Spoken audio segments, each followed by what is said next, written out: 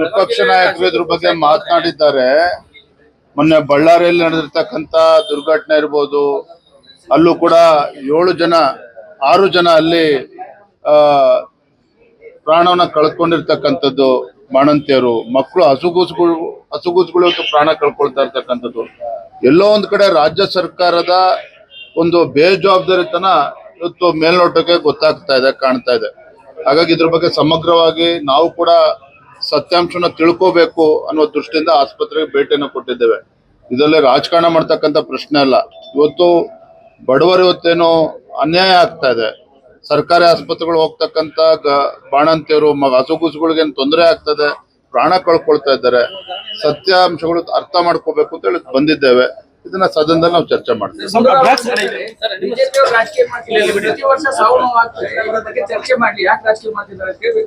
ನೋಡ್ರಿ, ಒಬ್ಬ ಸಚಿವರು, ಉಸ್ತುವಾರಿ ಸಚಿವರು ಇದ್ರ ಬಗ್ಗೆ ತಲೆ ಕೆಡಿಸ್ಕೊಳ್ತಾ ಇಲ್ಲ. ಆರೋಗ್ಯ ಸಚಿವರು ಹೋಗ್ತಾ ಇಲ್ಲ.